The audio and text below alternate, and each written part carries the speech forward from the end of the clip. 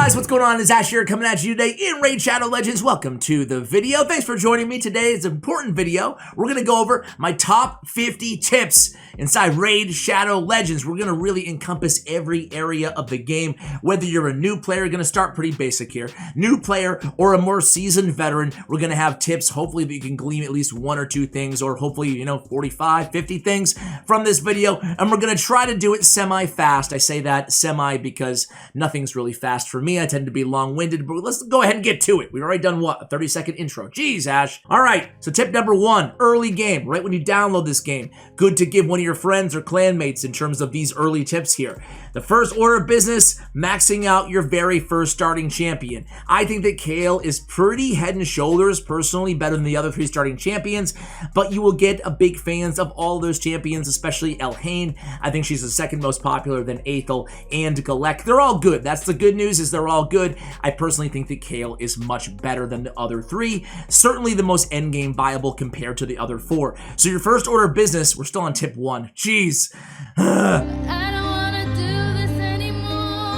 All right, so your first order of business, guys, is to get your first champion, your starting champion, who's also your campaign farmer, going to help you rank up all your other champions, fully ranked up, level 60 and fully ascended. Again, that's going to make everything else go faster inside this game. Tip number two, after you have your first champion fully ascended, so you can use all your accessories, they get so much more powerful when you can put those banners and those amulets on these champions. After you do that, you want to get your whole first team, right? It's important to kind of take this one step at a time. I see some new players, they start to spread their resources way too thin, focus on maybe, 3, 4, 5, 6, 10, 20, 30 champions, and you're like, whoa, man. Start small. Start with your starter and then work on your next champion. Work on champions. I tend to work on them one or two at a time because these resources, it takes a ton to go into leveling up and ranking up every single champion. So first order of business is one. Then next, you start doing it one at a time until you build your first core team.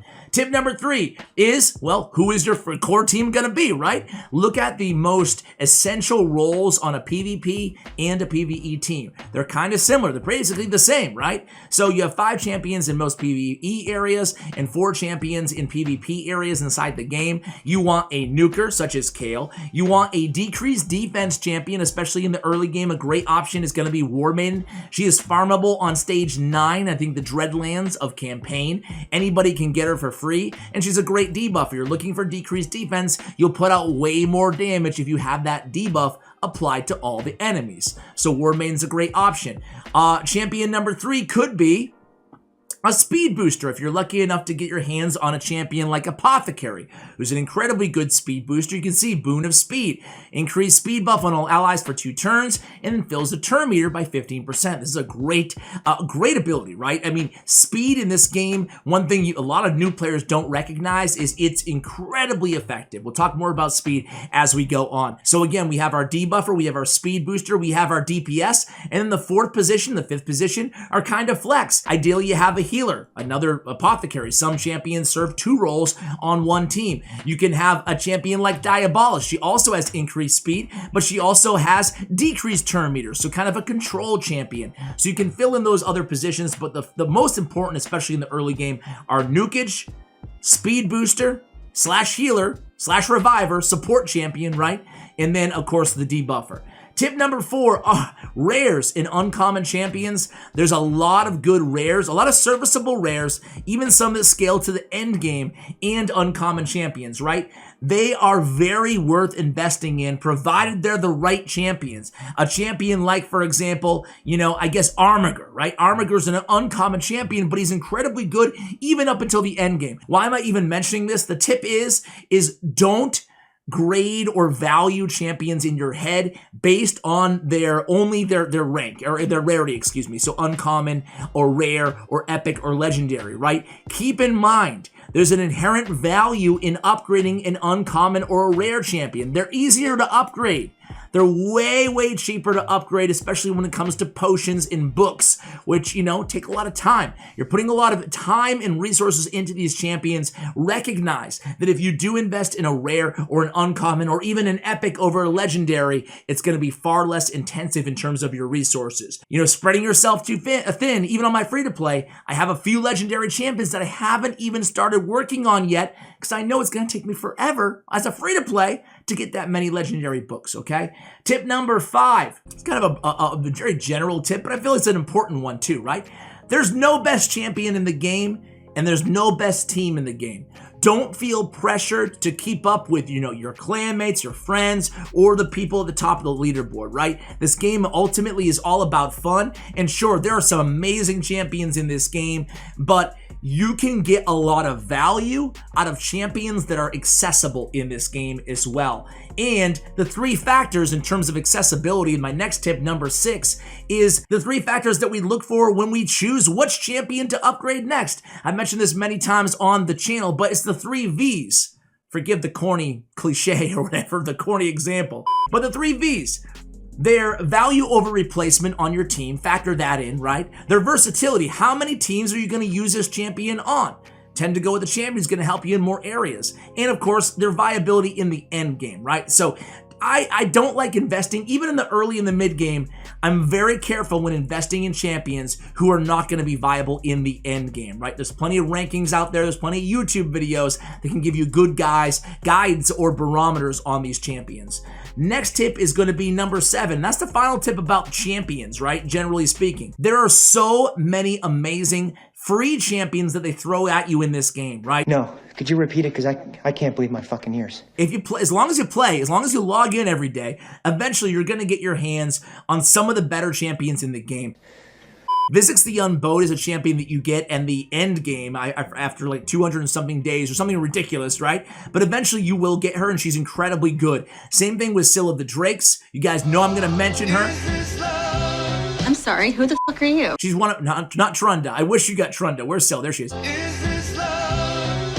Scylla the Drakes is an incredible champion, guys, and you get her for free. She's really, really good. She's a reviver. She has stun. She has decreased speed. We're going to talk more about her or more about her abilities as we go on this video. And Archmage Helmet, even an epic champion, he is kind of free. You just have to farm Secret Room 1, 2, 3, whatever you have access to on Doom Tower normal, and he's one of the best epics in the game. So why am I saying all this again, guys? Because these champions, you're going to get them anyway, right? So factor that in. You don't have to go after every fusion. You don't have to, pull a billion shards. You're going to get these champions just by playing. So make sure you enjoy yourself and just sit back and relax, because eventually you will get good champions, even if you have bad luck on your shard pulls inside this game. And I should say, by the way, I should mention that, no, we'll talk about Drexstar in a bit. We'll talk about Drexstar. I think I have a tip with him coming up. Okay, tip number 8 is Tag Team Arena. They made some improvements to Tag Team Arena, at least the infrastructure around Tag Team Arena,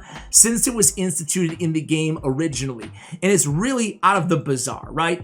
And honestly, guys, you can get, and this is where we'll talk about Drexstar. Let's stop belaboring the point here. Champion fragments of Drexstar, Blood Twin. Drexstar Blood Twin is now a farmable champion vis-a-vis Tag Team Arena, and he is one of the best endgame champions for Doom Tower bosses inside the entire game. So I would make a point, even on my free-to-play, to focus on farming these fragments early on, because he's going to help you a ton. And to do so, you just have to play Tag Team Arena. You can get other decent rewards as well. Granted, they're on cooldowns, but Sacred Shards, Legendary Skill Tomes, Chickens as well. I mean, this is all very valuable stuff. However, I would really implore you guys, stick to Drexstar Blood Twin until you're able to get him. Either way, Tag Team Arena can no longer be ignored. Tip number 9, regular arena is also really important. You should take regular arena seriously even in the early game. People think in the early game, hey, it's arena, it's PvP, it's not for me. It's not till I get a lot better at this game. Well, that's not entirely correct because unfortunately or fortunately, depending on how you look at it, the arena is attached to the Great Hall, which these upgrades can help you everywhere in the game. So you should take arena seriously even in the early game. A great starting team, I just mentioned them, is a champion like Kale or Elhain, paired with War Maiden, paired with a speed booster, and then Spirit Host, who's another farmable champion from campaign, right? So focus on arena. Don't worry about losses. It's not the end of the world. Just worry about those victories and target teams that you think you can beat. Tip number 10, I feel like we're going long, so let's pick up the pace here, guys. Tip number 10 is, sure, we talked about the elements of a balanced team, but what about turn order? What about turn order on these teams? It really matters whether you're on a dungeon, whether you're, you know, in, well, I was going to say campaign, but usually you only have your campaign farmer. But no matter where you are in the game for the most part, turn order or the order that these champions go really matters. Let's take a look at one of my teams here really quickly, right? So we have our speed booster Arbiter go first. We have a second is kind of our second speed booster on this team, an Archmage Helmet with his increased speed, increased crit damage. He's our buffer, he's our support champion. And then third, we have our debuffer, or second usually will be your debuffer, in Madame Ceres. And then third or fourth will be your nuker. The most important thing to remember here is speed booster, a champion like Apothecary, and then your debuffer, a champion like Madame Ceres, and then your nuker, a champion like Trunda, or Kale. And the reason we have it in that order, because what use is a debuffer if they're going last? What use is a speed booster if they're not boosting anybody? Everybody's already gone, right? So it's really important, especially for the arena, but for really everywhere in the game, to have your team going in the appropriate order, right? Let's go ahead and try to beat this dude, by the way. A little intermission. Let's see if we can beat this team. Next up is going into the next tip, there we go, is buff and debuffs, right? I just wanted to point out, give a little shout out to some of my personal favorite buffs and debuffs that I think are underrated in the early and mid game of Raid Shadow Legends. Strengthen and Ally Protect are two of my favorite buffs in the game. Strengthen is incredible, mitigates damage by 25% on all allies, especially if you have that all ally strengthen, right? And Ally Protect sucks up 50% of the damage taken on the strong version as well. And in terms of debuffs, we have decreased speed and decreased attack. Most people know that decreased attack is really important, but decreased speed is an incredibly valuable debuff to have on your team as well that I think at least I underrated in the early game. Next tip is going to be back to the Great Hall for a second. We talked about what it is, but what should you prioritize? So tip number 12 is going to be accuracy. Accuracy is so valuable, guys, and accuracy in the Great Hall is a tremendous source of it, especially in the early game. Heck, having an accuracy lead on your team is so valuable. Accuracy gear is so valuable. That's why accuracy should be a priority. When you upgrade accuracy in the Great Hall, you're just getting these flat stats that apply to all of these, affinities, right? I would recommend, by the way, starting with Magic Affinity because that's your starting champion anyway. That's kind of the typical route that people go. And then as you start to collect more champions, you start to notice, okay, well, I have these champions that are part of this affinity, but I start with Magic. But yeah, Magic accuracy should be where you're spending the most of your time.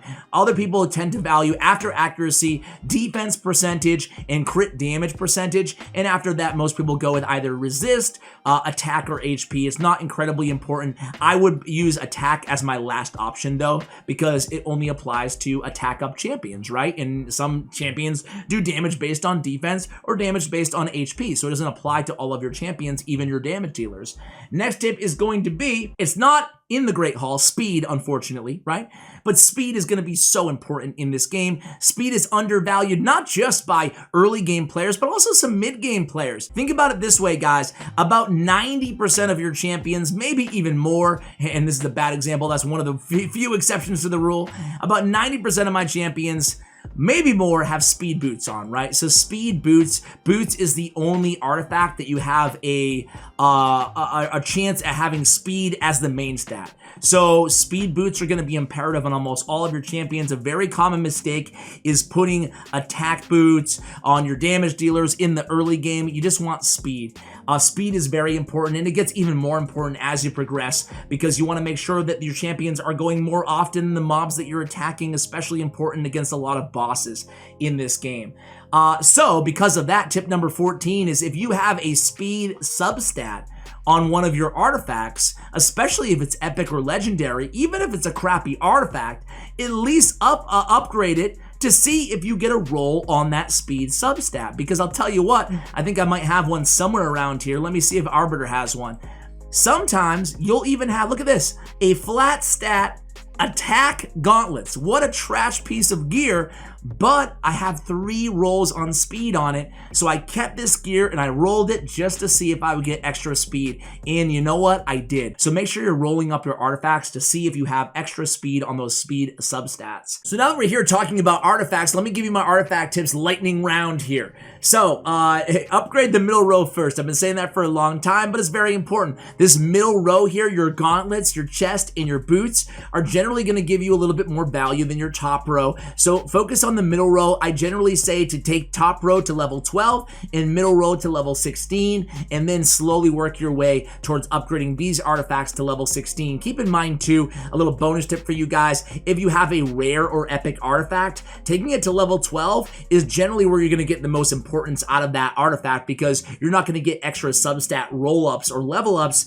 when you take them all the way to 16, and it's going to cost you a tremendous amount of silver to do so. So save your silver, take them to level 12, especially on the top roll, at least in the early game, or if you're just short on silver to begin with. Next up, guys, I mean, an obvious one here, we don't want to value or keep our flat stats unless that rule that we just talked about, if you have a quad roll, a trip roll on something really great like speed.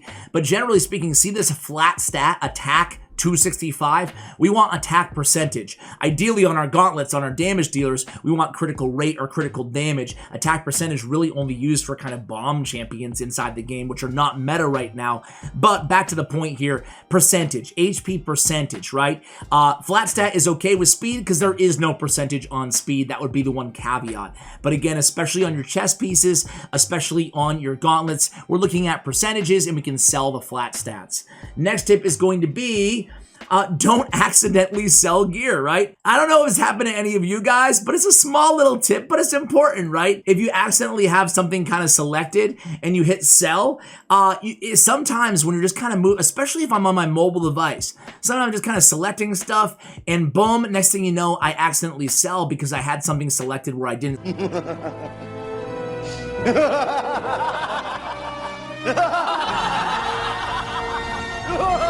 So just be very cautious. The UI isn't necessarily incredibly kind, especially in the early game. This happens a lot with newer players where they just accidentally totally sell something, even a piece of gear that's on a champion. Let me know if you've ever done that before. So be very careful there, right? Tip number 19 is the importance of accuracy, not just with landing debuffs, but also on skills like, well, let's go back to physics here. Skills like chance of decreasing the target's turn meter is based on accuracy as well. How about a skill where you are, where's that Helier there? Skills where I'm sure there's a bunch of champions I'm passing out who have them as well. I think actually Warcaster has one. So stealing 2 random buffs from the target, that is predicated on accuracy. So make sure you have enough accuracy. We always look for 12 accuracy per stage of a dungeon is how much you should have on your champions.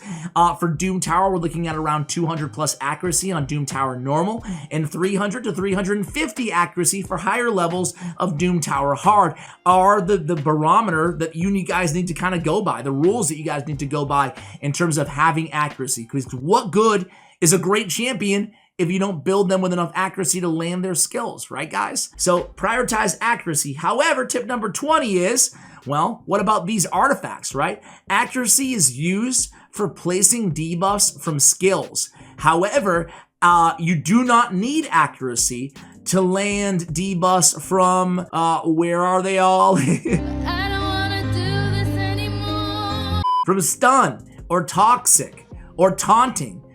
Artifacts from sets or ability or debuffs, excuse me, from artifact sets is not predicated on accuracy. So if you have a stun set with no accuracy, you'll still land those stuns 18% of the time, okay? Next up, if you're stuck in any area of the game, this is gonna be like a bunch of tips for you guys. So here we go.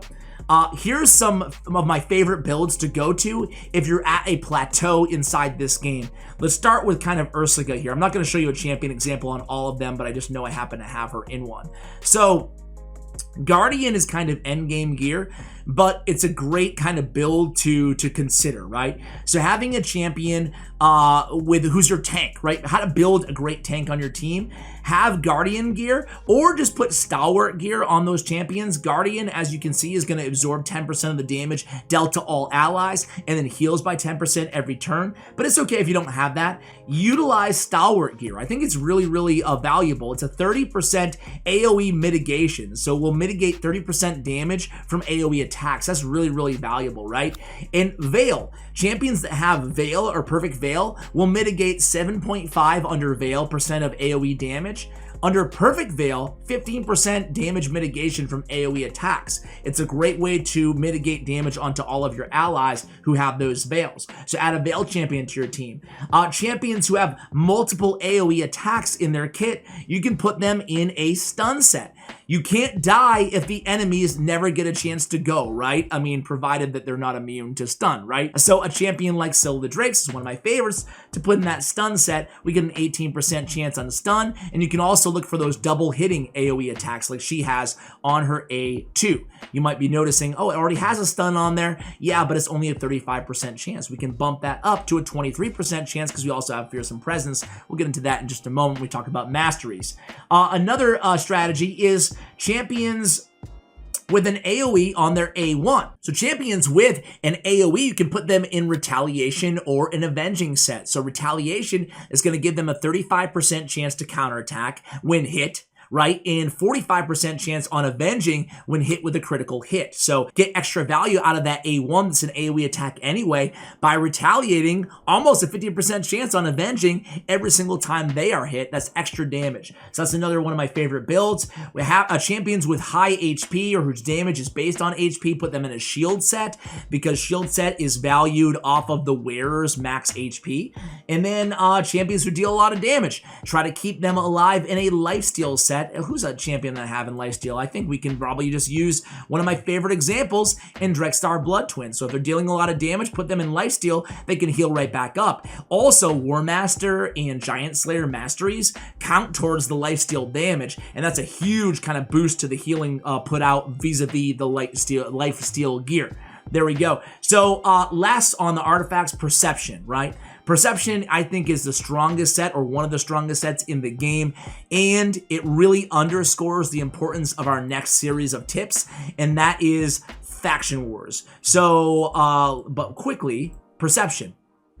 Look at this. You get these Bloodstones from Faction Wars. You also get more Bloodstones from Faction Wars, okay? So Classic Arena and Faction Wars give you all the materials that you need to forge Perception gear. And Perception gear, again, we talked about the importance a lot of speed and accuracy. You have them both on this gear.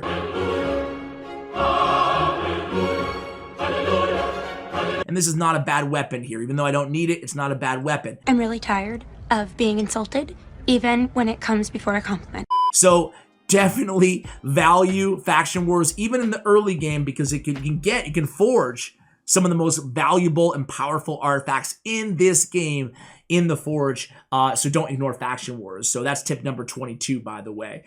Even if you're just farming the very first stage of Faction Wars and that's all you can do, still go for it. Still go for the first stage because even a 1-star glyph, believe it or not, especially if you can get, you know, a bunch of 12 of them a day, it's really going to make a difference, especially in the early game. It makes a difference everywhere in the game. So glyphs are very, very important. Oh, and a last note too, I would never even sell glyphs, guys. I would keep even your 1-star 6-star glyphs. I've never even sold the glyph. I would recommend you guys not do so either. You can use them all, even again, the 1-star glyphs. You can still use them, right? On stats that just don't get good, you don't need those stats necessarily a lot on those champions. You still want to glyph them out, and those the 1-star glyphs help you there.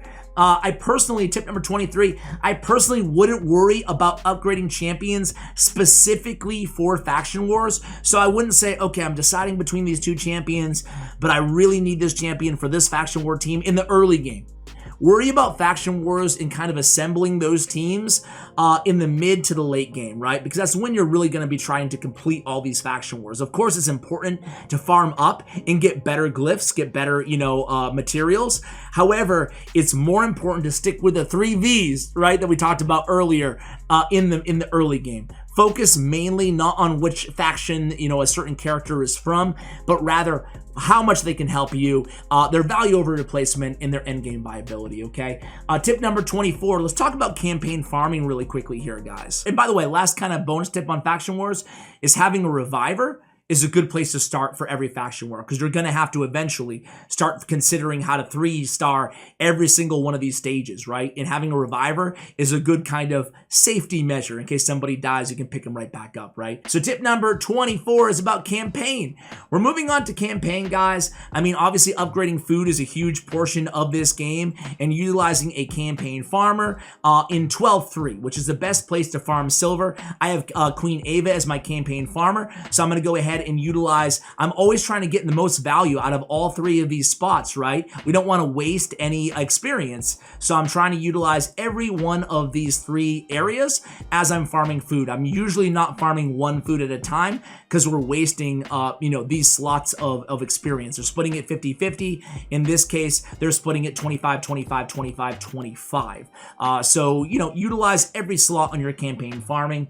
And again, 12-3 is the best. 12-3 Brutal is the best and most efficient area to farm in terms of energy and in terms of silver. If you're just looking for experience, even though I still go 12-3 because I don't mind having a little bit less, I take that sacrifice for the silver. But stage 12-6 is the best place to farm food if you only care about experience and don't care about the extra silver that you get from selling the shields.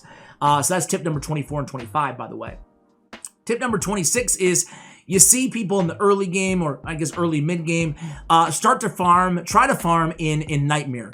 Again, it's more efficient to just stay at 12-3. Even if you beat Nightmare, I would not sit there for 10 minutes or whatever it's going to take you. Even if it's 1 minute, I wouldn't wait. I wouldn't go to 12-3 of Nightmare and spend your time and energy there, because it's not going to be quite as efficient and time efficient too as 12-3 Brutal, unless you're just an end game whale and you don't care.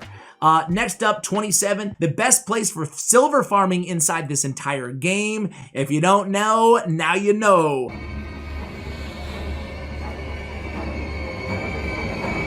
It's Spider's Den. So Spider's Den is the best place to farm silver inside this entire game. It's kind of weird that it's that way. At least it's not very intuitive in the early game.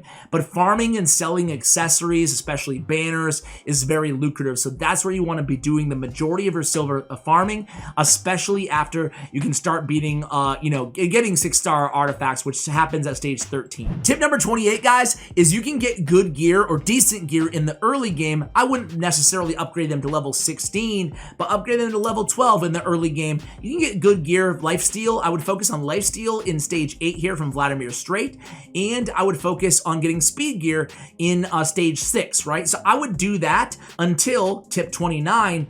After that, then you can go back into the dungeons, as we just talked about with Spider's Den. At that point, we can go to, farm that gear from campaign, that lifesteal gear specifically. And then once you get to unlock 6-star artifacts at stage 13, then you can shift to farming your artifacts in dungeons. You can also get artifacts occasionally from events, so keep an eye out for good artifact events as well. Next up, tip number 30, here we go, is money. Let's talk about money for a little bit, guys. It's all about the money.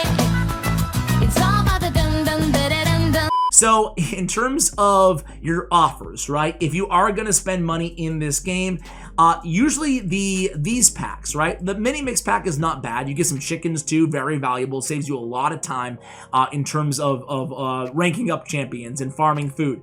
But these accessories, stay away.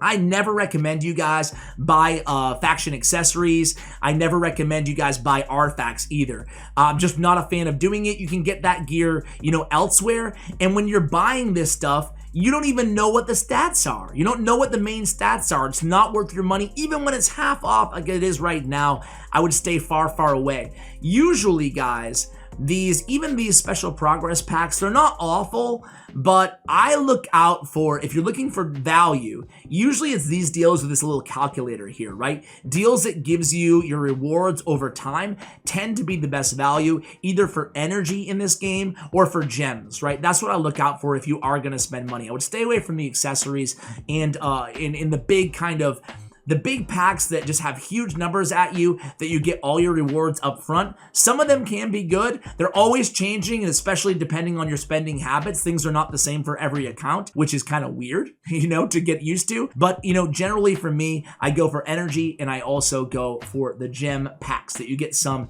every single day. Speaking of gems, tip number 31 is I would recommend, this is what I did in my free-to-play account, and I really loved it. You get kind of a decent amount of gems in the early game. I saved up 800 gems, and I just bought my first masteries, right? So this is, you know, up to the user, right? So it's up to you guys. I would prioritize unlocking your mine, your gem mine. That's going to give you gems, especially as a free-to-play. It's going to get you gems forever, right? You'll make your money back eventually, right?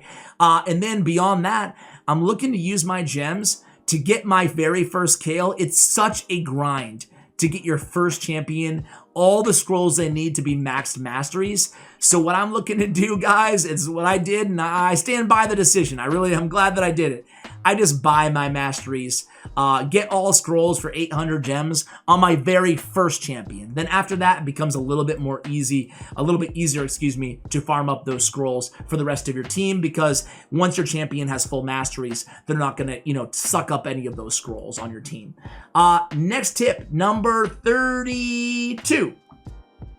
Gem mine. We already talked about the gem mine briefly. I didn't realize that I separated it in the tips. My bad. See, I told you he was fantastic, right? But gem mine is a good investment, generally speaking. Some people will argue that you should not invest in it as your first order of business, but I did, and I don't regret it on both my free-to-play and on my main account. So I think that gem mine, again, you put your money into it, you unlock it one time, and then I would do this way before I would do the sparring pit. Even the sparring pit, I haven't even unlocked the last 2 slots on my main account, right? It's valuable, don't get me wrong, utilize it, but I would not prioritize it in the same way I would the gem mine early on. Okay, so tip number 33. So what else are you going to do with your gems? What if you already bought your first champion's masteries, you already unlocked your gem mine, you already have your sparring pit ready to go? Well, after that, I like saving my gems for one of 3 things. Number 1 is more mastery buying, right? If I'm lazy, right? I'm lazy at times, right? But the 2 main things you want to save for is on double time events. You can actually go ahead and go to the gem shop here and go pick up a big shard pack. It's pretty expensive, 900 gems, but you get 11 ancient shards. Best chance at, you know, a legendary champion is a double time event anyway. We'll talk about that more in just a moment. And the other thing that you could use your shards for, guys, is the XP booster, right? If you know, let's say you're going to spend an entire weekend just grinding out, you know, for experience and leveling up food, well, you can increase the amount of experience that you earn by 100% for 3 days, right? So it's worth a buy in a situation where you know you're going to be playing a lot. And then the last thing is just buying energy, right? It's 40 gems for an energy refill. And again, if you know you're going to be playing a bunch in a small period of time, the last thing I would use my gems for is buying energy, right? Okay, next tip is going to be masteries.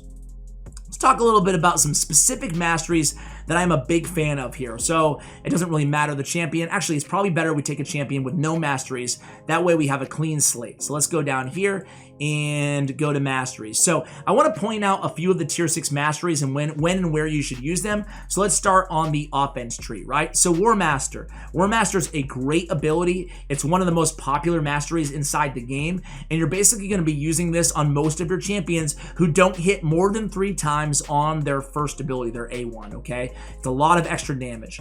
On Helm Smasher, we're going to be utilizing Helm Smasher on champions who are being used to clear dungeon waves or used in the arena, right? So not against bosses, generally speaking, but against other characters inside the game. Helm Smasher, one of the most popular and one of the most lethal masteries for PvP inside the game. Next up is Giant Slayer. Kind of similar to War Master, gives you bonus damage off of your A1. We're going to use this one on champions who have 3 or more hits on their A1, such as Apothecary, such as Cold Heart, such as Drexstar Blood Twin. And then we have Flawless Execution is generally a mastery that I use on enemy max HP champions that we're using against bosses. Champions like Septimus, champions like Royal Guard, champions like Cold Heart. I also want to point out on the defense tree here, Bulwark. Bulwark decreases the damage all allies receive by 5%. It's very similar to that Guardian. Instead of 10%, it's 5%, but damage mitigation on the rest of your team. You can use this mastery to build that kind of God mode tank that we're talking about. You can pair it with Selfless Defender. Decrease the damage an ally receives from the first enemy hit in each round by 20%. This champion will receive that damage instead, so great to put on a tank. You can really make a super tank by utilizing those masteries. I also want to point out Retribution, one of the most popular masteries on the defense tree, if not the most popular mastery. 50% chance to counterattack when this champion loses 25% of their max HP or more from a single enemy hit. Very, very powerful ability. And then on the support tree, the most popular tier 6 mastery is going to be Eagle Eye, plus 50 accuracy. However, timely intervention is also very, very useful. Increases champion's turn meter by 20% whenever an ally hero drops below 25% HP. It's good for healers, good for revivers to have them ready as well, right? And then tier 5s are very, very popular too on the support tree. We have Master Hexer, a chance to extending the duration of debuffs, excluding these. Great for debuffers, decreased defense, weaken champions. Even great for like HP burn as well. Poison, it doesn't, it's not ruled out to work on those debuffs as well, just these ones. And then Sniper increases the chance of placing any debuff from skill or artifacts by 5%. So we can go ahead and use this one. Just note that it does not work with like a stun set because it's excluded here in the provisions. And then lastly, Lasting Gifts, very apropos, Lasting Gifts is a great mastery choice for anybody who's casting a bunch of buffs onto your team, right? There's other great masteries such as Rapid Response that has to do with when buffs expire, or Arcane Celerity, which has to do when debuffs expire. So there's a lot to check out here. It's really worth taking the moment or two, taking, a half an hour just to read all the masteries. And then when you're building a champion, you don't have to copy them blatantly because a lot of these things depend on how you're building those champions. So copying masteries generally is not advised. At least know the context when you're copying masteries or when you're looking to someone else for advice. Okay, tip number 35 is attack order for counterattack and for revival. So for revival, very important to recognize this. So for example, on our classic arena here, when we go to our defense, we're going to revive the champion to the right of them. So keep that in mind. So Duchess, well, she has an AoE revive, so it's irrelevant here. But if I had a single target reviver, they're going to revive the champion next to them. So keep that in mind as well. And when we talk about the counterattack order, if we go over to Clan Boss, this is really relevant because you might have a champion who applies a decreased defense on their A1, right? So when you have a counterattack team, it's going to go in this order. This is a spot number 1, spot number 2, 3, 4, and 5. Again, 1, 2, 3, 4, and 5. So it doesn't matter where the counterattack champion is. If my counterattack champion is over here in the last spot, it's okay. But they're going to counterattack in that order, okay? Not in the order of their speed or anything like that. So we want the champions with the good debuffs, especially the decreased defense, the weakens, to go first, okay? So it's important to know the counterattack order of your team and to set your team accordingly. Tip number 36, kind of an early game tip here, but stock your mystery shards and buy mystery shards as well in the market, okay? You can buy mystery shards from the market. You can buy anything from the market here. And what you're gonna, I don't want frontline warrior there, oh gosh. I'll buy, man, there's nothing good here. There's nothing cheap. I'll buy these boots. Boom. There we go. All right, so don't do that. But once you buy anything, especially mystery shards, a good way to get mystery shards, you buy one every day and you get 5 extra arena tokens for the classic arena just by buying one item in the market. So mystery shards are going to be your main source of food in the early game. So pulling your mystery shards and using those champions as food. Tip number 37. Claim your free shards. Make sure you're logging in, if not every day. Every day you'll get a mystery shard. And then you'll also get once a week. Where am I? There we go. Once a week, you'll get an ancient shard as well. So make sure you guys go ahead and take advantage of those shards for free every day. Tip number 29, double time events, right? They happen pretty frequently compared to how much they used to inside this game. So wait to pull your shards on double time events, especially if you're not a big spender in this game, okay? It's going to give you a double time chance to pull one of these champions. A 1% on legendary is better than a 0.5%. A 12% from a sacred is better than 6%. Same thing goes on epics. So wait for the double time events. There's 10 time events as well, but honestly guys, 10 time events, unless you're really such an absolute huge fan of these champions, they don't increase your chances actually pulling those rarities. So just be cognizant of that. Don't feel obligated to use your shards on a double time event either. There's nothing wrong. They happen so frequently now. There's nothing wrong with saving them for the next double time event, right? Because if you already have like 3 champions you're working on, don't worry. Those pulls, they're going to be there the next time there's a double time event, likely in less than a month away. So don't feel obligated at the same time to pull all of your shards on every double time event. Tip number 40. All right. Or tip number, that was 39 is don't feel obligated. Tip number 40. Fusions are possible, but they require a lot of planning, and it's best to start stockpiling your resources early. We're talking about potion keeps because you're going to need a lot of resources in order to fully ascend and upgrade and rank up all these champions. You're going to have to almost have a schedule at the ready, especially if you're a free-to-play player who wants to go for a fusion. Don't feel obliged to go for every single fusion inside the game. I have a whole half-an-hour video talking about how to plan for fusions as a free-to-play or light spender in the game, which I will link for you guys in the show notes below, featuring BGE, another YouTube guest here on the channel. 41.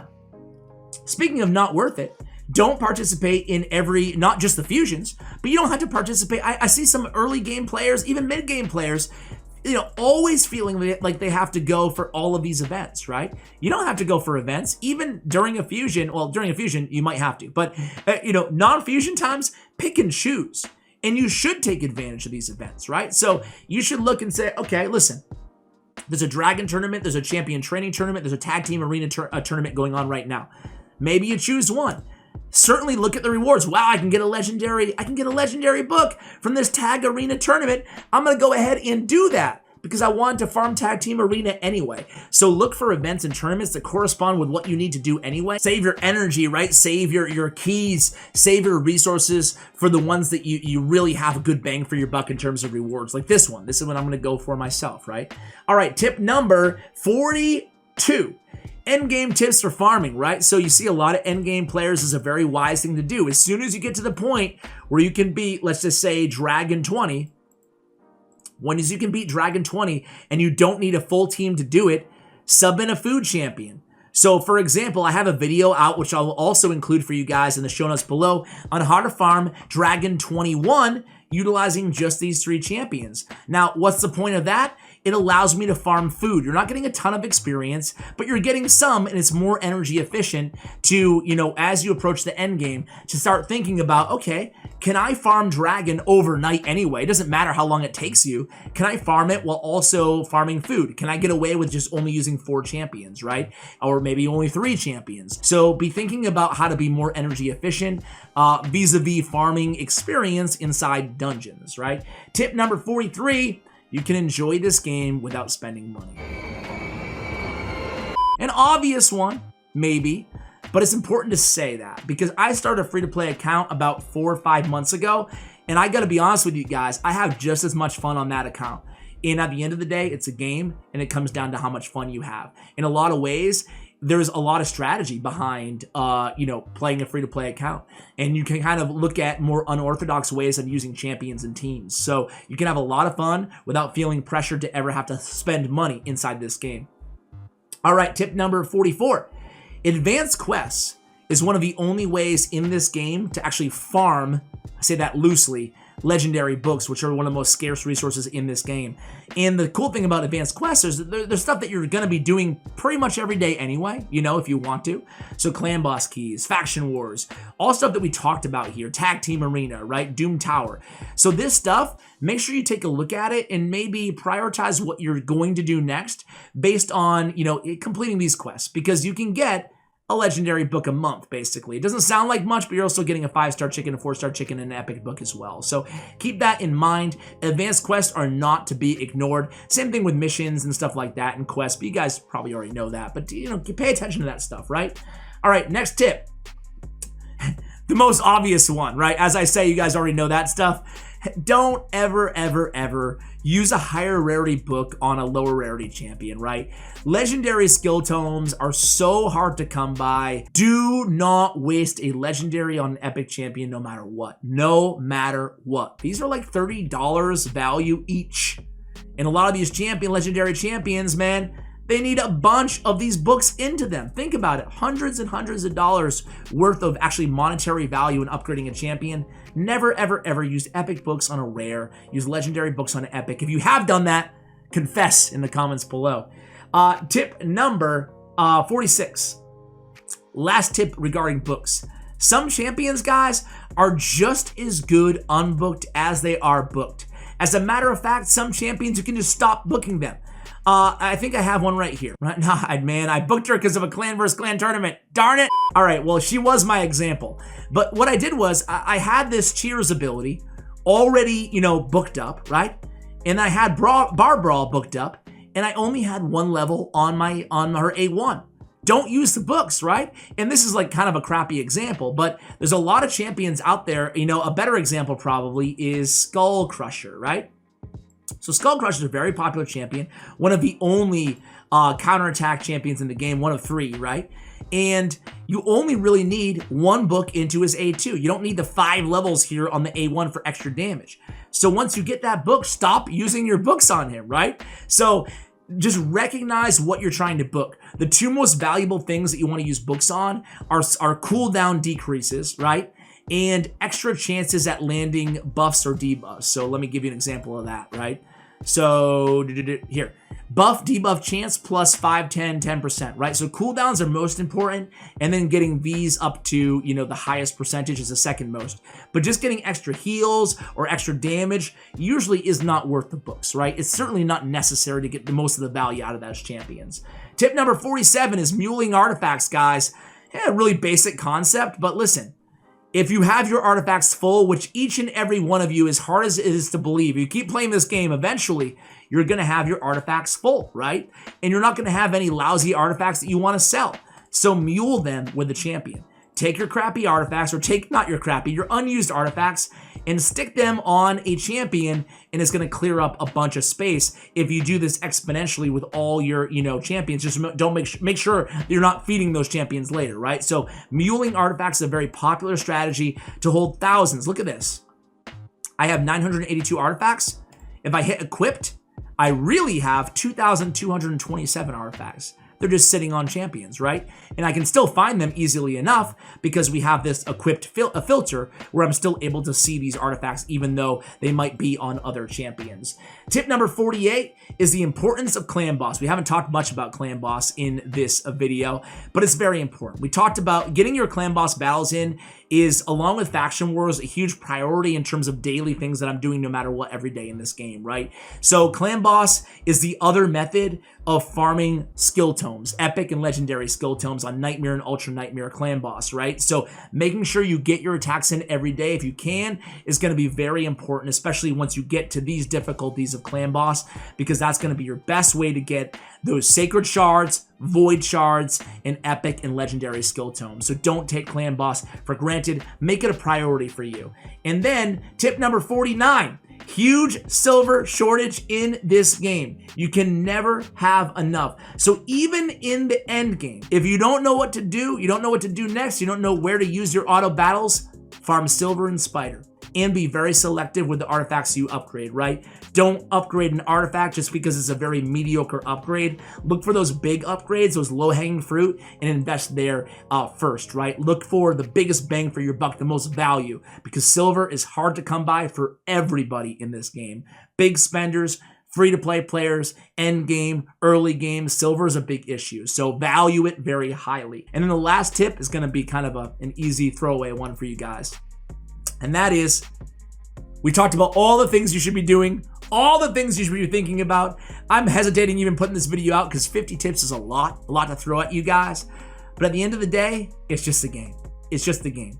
If you want to take a break, if you have to miss a few days, despite everything I've already told you, do it, right? Raid Shadow Legends is awesome because they're always updating this game with amazing new updates, right? We just got the Doom Tower, we got Faction Wars, we have just a bunch of new stuff even being thrown at us later this year, right? But with everything new they add, it adds a big time sink. Put your livelihood, your mental health, and most importantly, like along with that stuff, is your relationships, your family and stuff like that. Don't let this game frustrate you where you're taking it out in being angry at people in real life, or be so consuming that you're not doing a good job in your other life obligations. And if you're unhappy, stop playing the game. Probably the most obvious advice there, but sometimes I see people in my YouTube comments kind of triggered by the game or upset about X, Y, or Z. And I think to myself, if you're that upset, and when I say triggered, I mean like really upset, raging. If you're that upset, why are you playing? Enjoy the game. It's a game at the end of the day, guys. Hopefully you enjoyed this video. We went way over half an hour, but either way, let me know if you like videos like this and I'll do more in the future. I have plenty more tips where these came from. Thank you for watching, and as always, take care, guys.